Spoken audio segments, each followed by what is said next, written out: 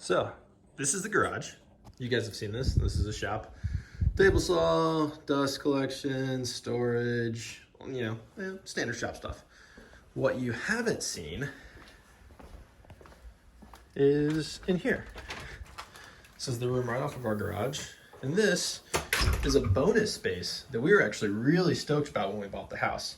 It's like, oh, it's a great little area. We can use it to drop off school stuff. And yeah, didn't end up working that way. It has just become a weird, random, catch-all, mudroom, miscellaneous junk area. We got to fix this. So we're going to build a mudroom. Let's turn this into this. Let's get to work.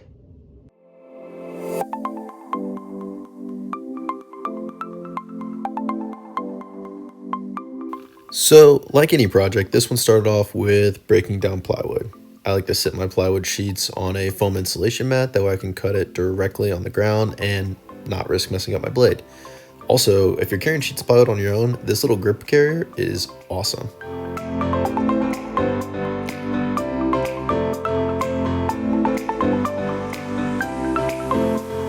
Now, I'm not going to make plans or a cut list or anything for this particular build because this is really unique to my situation, the specific space that we have, and it's not going to be that applicable for a lot of you. So this is more of just the steps I took and kind of the how-to, as opposed to, build this exact thing yourself.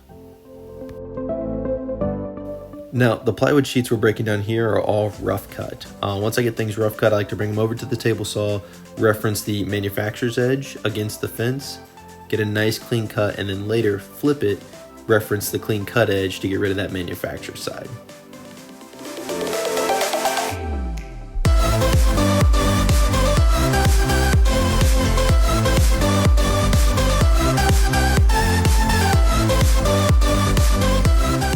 So this board here is actually going to be the base for our bench seat. What I'm doing is marking out the center line for the herringbone pattern.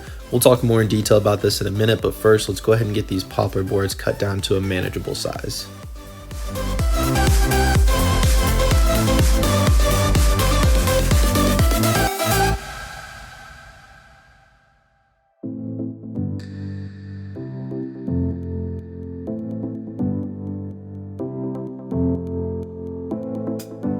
So here I am, making good progress, getting these boards cut down, and I keep hearing a ruckus, and I go to investigate.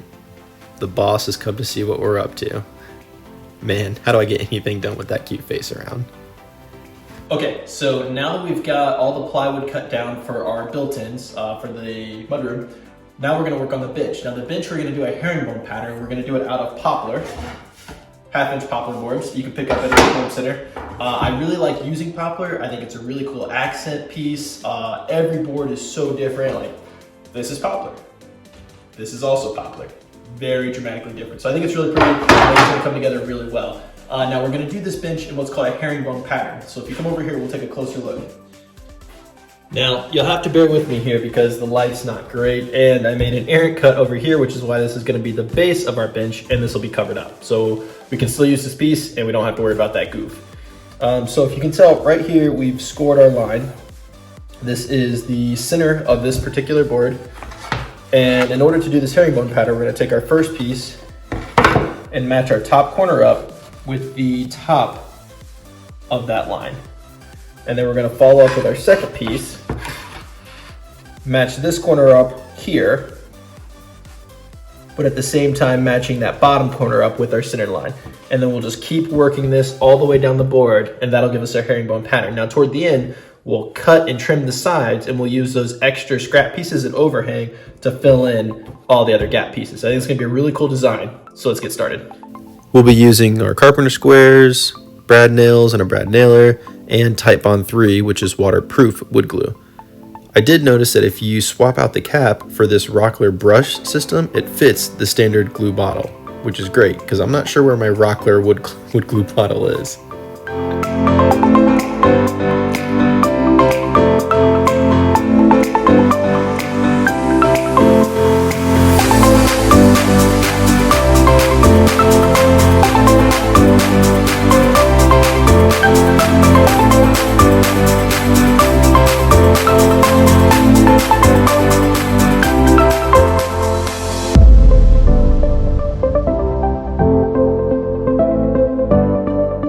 Now this was kind of a fun time because again, all these boards are so different. I really got to play around with the pattern here and find something that I thought looked really unique and really cool. Gotta love poplar. It's really affordable too, which is great.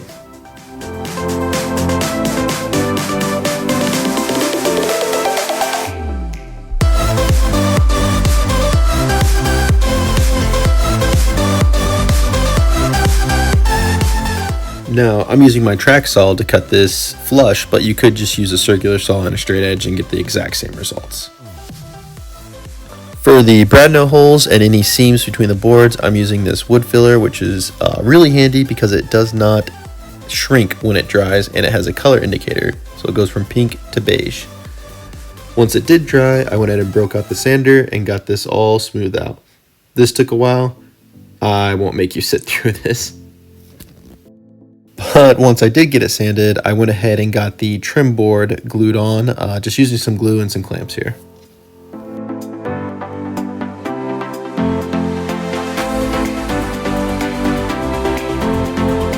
With the bench all clamped up, I went ahead and got working on the upper cabinets.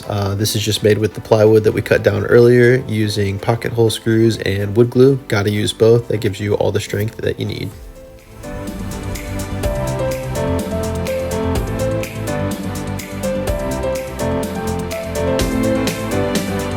So now we want to plan on how we're going to attach the upper carcass of the mudroom built-ins into the wall. So there's a ton of different ways you can do this. The way that I like to do it, and I find I have pretty good success with, is using what's called a French cleat. Now this is a standard 2x4, any big box store will have these. All you do is cut a 45-degree angle, you can see that. And then this piece will lock onto the carcass, and this piece will lock onto the wall. And then when you lift the carcass up, it'll lock in just like that, and it'll have a nice tight hold.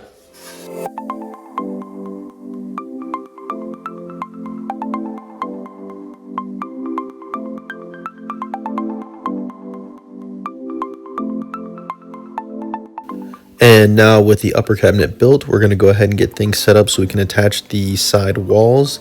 My design here was basically we'd have the upper cabinet, 2 walls, and the 2 walls would just sit on top of the bench, and then I would lock those all into the studs and the surrounding walls. Hopefully that makes sense. If not, we'll get a better look later.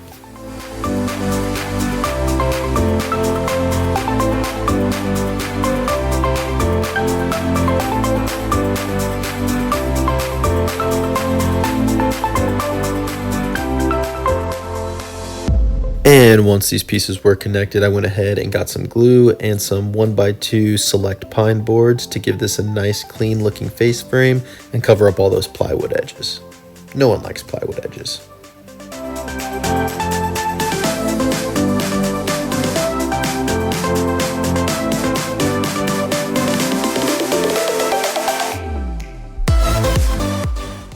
Okay, so at this point we've got our mudroom carcass built, we've got it trimmed, we've got it sanded. The bench top is looking great. Before we paint, before we finish, we need to make our cabinet doors. So we're gonna make shaker style doors, and to do that we're gonna use these 2 router bits. Now, I'm not gonna go into too much detail here because frankly, shaker style cabinet doors could totally have their own YouTube video, and maybe I'll do one in the future. Actually, comment below if you want me to do one in the future. But yeah, you use these 2 different bits and that will give you the profiles you need to come together like that. Not a bad looking cabinet.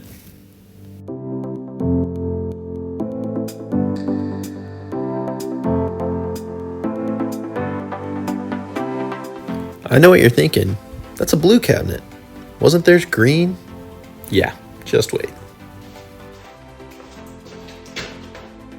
So I got in trouble. This is the color we picked out.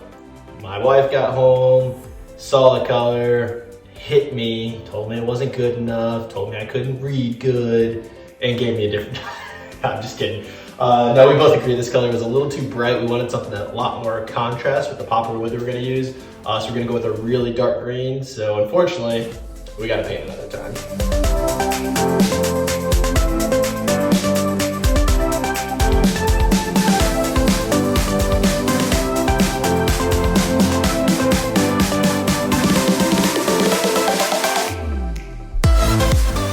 Alright, to be fair, that green does look way better than the blue did. So no harm done.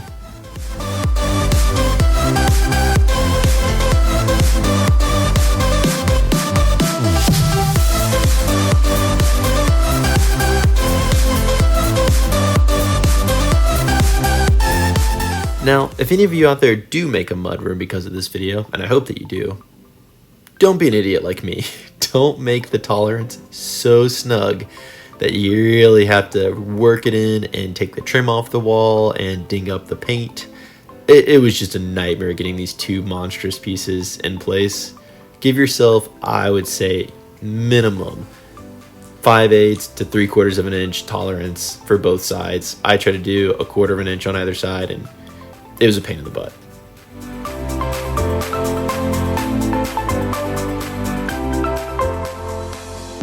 And when I finally did get it into place, the missus and the boss came over to investigate.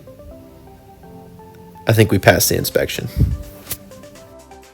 I was planning to use the trim that I had taken off the wall to fill in the cubbies at the bottom of the built-in, and then I remembered I don't need to use old trim.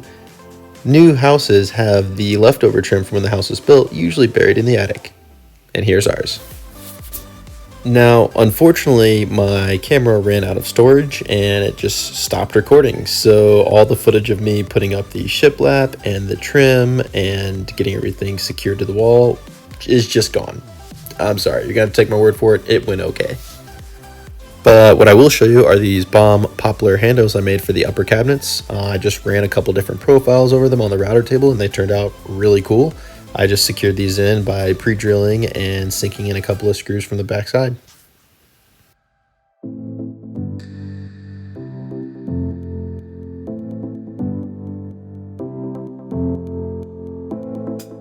So with the cabinets done, I went ahead and got those doors attached and decided to attach a smaller shelf.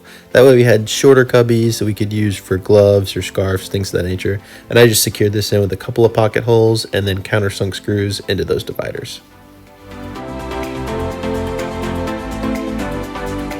And the last thing we really needed to do was get a coat of finish on the bench and the shelves and the handles. And I'm using General Finishes Armor Seal. This is a wipe-on varnish. It holds up great against any kind of water residue and really makes the wood pop. And that's gorgeous. And just like that, we're ready for the dramatic reveal.